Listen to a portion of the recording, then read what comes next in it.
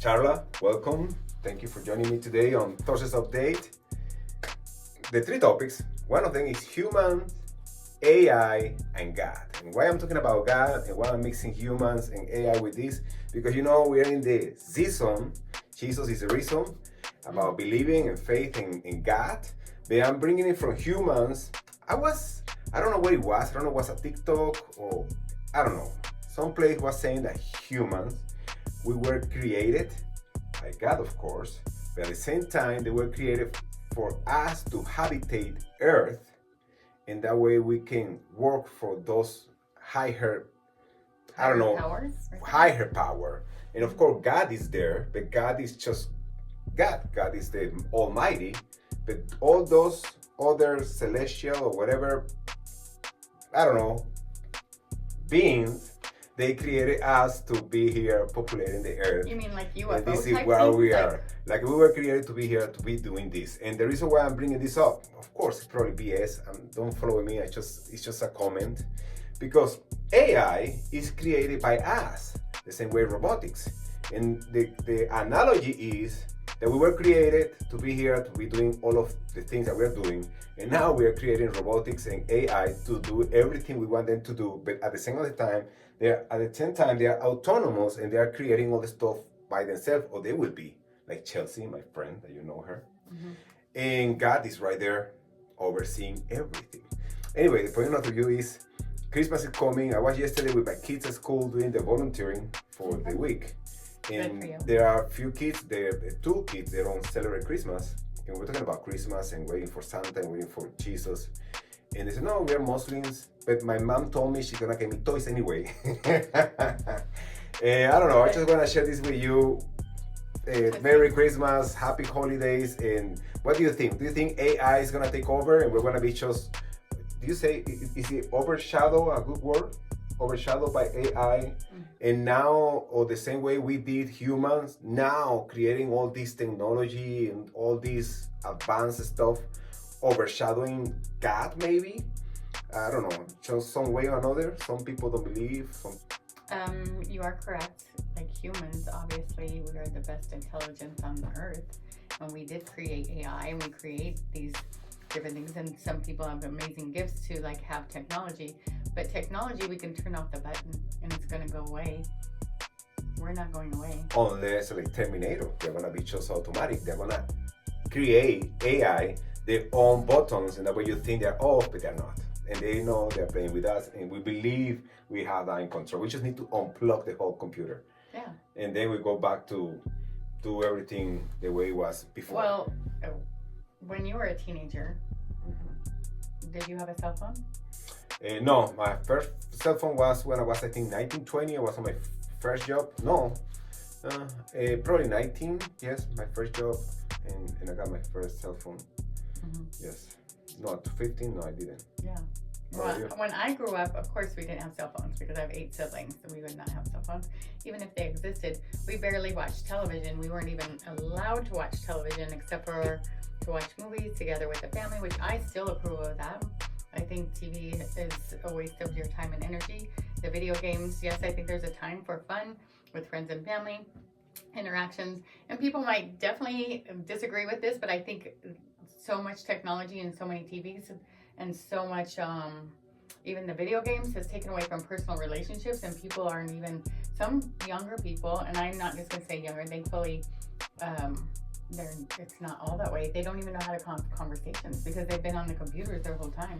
Yeah. And they've been on the video games and interacting, and then they have this what do you call it? A skewed thought process over people and environment and interactions, because they are good behaving with computers and video games online than chatting with people face to face, real people. It's kind of something like that. I love it. I mean, that's one of the very important things. I love technology. It's saved us a lot of time and headache.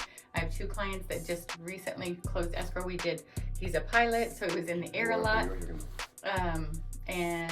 So technology really came into play to get us to the closing table. However, when I met them in person to bring them their gift, they were so happy and they were so thankful for all of the technology, but most importantly, the direct phone calls updating them weekly on the transaction, because they had expressed that all agents do not do that. So I really love that it's a service mentality in our industry. And you know, we could utilize both things, but realistically, people still do want to have a conversation with you, so that they can clearly understand the process of buying and selling a home, and also with lending, because I know when I send lenders to you, we always try to meet them in person. Yes. But sometimes it's not reasonable. This is a business that is face to face. This is the second topic. I'm going to share with you the numbers from Santa Clarita, San Fernando Valley for November. This is real estate, okay? And coming from humans, AI, and God, all of them, what do they have in common? Your battery's running low, it's too. Okay. All of them, what they have in common, all of them need real estate to be able to grow, evolve, develop, get together, go to church, go to mass, manifest, have the tradition for Christmas and the Christmas present and waiting for baby Jesus. Actually, correct me if I'm wrong, Jose, Joseph, and Mary, they were knocking for a place to live, to have baby Jesus the day before. So they needed a piece of real estate to have the baby. Yes. So if you need a piece of real estate to do something with your life, we can do that. By the way, I remember my dear friend Cedric, I'm never going to forget this. He says, men with no land has no plans. So if you want to have a plan, you better get some land and get some piece of real estate. So going back to the point, Santa Clarita, San Fernando, I don't know if you follow that. I know you do real estate down there. San Fernando, the numbers are exactly the same as October. Not even $1 move. $1,020,000 sale median price. The inventory, check it out. This is interesting. I don't know why. San Fernando Valley inventory is down around 22% from last year. So the inventory there is not growing and the prices are flat, $1,020,000. But Santa Clarita, the inventory is up 35%. And the median price went up from last year 4%, around $870,000 for a home in Santa Clarita. In Santa Clarita, I don't know if you know, like more than 50% of the new inventory are new homes. Yeah. Santa Clarita is the one booming and growing big time, and the prices growing too. The median price, San Fernando, 32 days on the market. 32 days on the market to sell a house. In Santa Clarita, 35 days. Is this a hot market, San Fernando, Santa Clarita? Is it sales market, buyer's market? What do you think it is there? I think it's kind of an equal market. You could ask for. Mic. Oh, we don't have the mic. No. It's okay. Okay. Anyways, I think that it is a very good market for both buyers and sellers, and hopefully we'll see an improvement on interest rate next year. And if you buy a house now, the inventory is still lower. And what he's saying, there are some opportunities, even when you're seeing these sales prices, to ask for some closing cost credits or interest rate buy downs. So this is something that we're seeing across the board. So that's something that buyers can utilize, and also sellers, because they are still at a highest market that we've ever seen since I've been alive. The median price, you mean? Yes. Yes. We are breaking records, and they're not going down. Somebody have photos to go to do. Okay, last but not least, do you do every year when you do your business plan, your how do you say, what is the other one, visualization, if you want to call it, for 2025 this time? I usually do every year award, something that is going to impact the team. I remember when I was back in Wells Fargo years ago, when I started to do this, I did one of them, pedal to the metal. That back in that time was a boom of refi. We need to run fast. 2 years ago, I was doing foundation. Last year, I was doing, this year, consolidation. Last year, consolidation, this year was growth. And for next year, talking about humans, AI, and God, I'm going with Quantum Leap. You were asking me what Quantum Leap is. Quantum Leap is your TikTok or ChatGPT. I don't use Google anymore, by the way. If you look for information, Quantum Leap is that quadrant.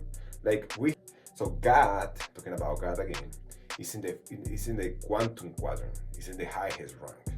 And everything there with God is like our higher self, our Holy Spirit, that kind of energy that is all potential, all possibilities. Like Charla Gonzalez, imagine the best version of yourself. is right there on that quadrant. You're becoming that person. And whenever we evolve and move with the energy, we will be there along with God in that part of the quadrant. So that is the quantum quadrant. And the quantum leap means everything that's happening in the last 2-3 years is that. Having AI, having cars moving by itself, having all the technology that you didn't have before. Everything right now is moving faster. I think today, every day, thanks to TikTok, YouTube, and all the videos, the information duplicate the volume every day. Before, 20, 50 years ago, it used to take like 3-5 years to double the information. So now everything is so fast, so quick, so better, thanks to the quantum quadrant. And I think this year, 2025, is the quantum leap for all of us. I can see her, she's gonna kill it. I know that already, she's doing it. And ourselves, the team here, we are growing, we're becoming the best version of ourselves, and this is where we're going. That's the quantum leap. After that, that's it, heaven and God. Thinking of my word for this year, this next year, I'm thinking it's going to be foundations, because sometimes you have to go backwards to go forward. Yes, you need to lay get a push, yes. Lay the groundwork, because I've gone so far myself, and I want to propel other people to go further with me. So I want to build very good foundations. And also just a saying for me and my team right now that I'm just totally focused on. If you want change, you have to be the change. If you want change, you have to be the change. People want things to change around them, but they don't want to do anything to make it happen. They just want to sit there. They want to go home and their PJs or whatever, just like think that it's miraculously. You have to get up earlier. You have to make your plans every night, make your plans every day, and then fulfill them. And one thing that I'm working on with myself and my team is to break down your goals smaller, usually. No, everybody's different. That's because direct you get connection. calls and automatically it's a listing. She had that powerful quantum energy, thanks to God and Jesus, of course. She's being blessed. But she get a call and it's a listing. It's not like a lot of agents. Actually, where we were like just a few days ago, we were talking about the numbers. 50 to 70% of licensed agents, 2024 right now, they didn't close any transaction. And that's kind of the trend that's part of normal in the business. But at the same time, there are agents that need to do 20, 40 listing presentations to get 1 or 2 listings. When there are other agents that are just blessed by the hand of God, they just need to get a call and they get a listing. It is laying the groundwork of 20 of years course, of real estate. Some people say you probably, what they say? You got overnight luck after 24 years. Overnight luck after 24 years in business. Overnight luck. Okay, After that's a good way to put years, it. But yeah, it is true.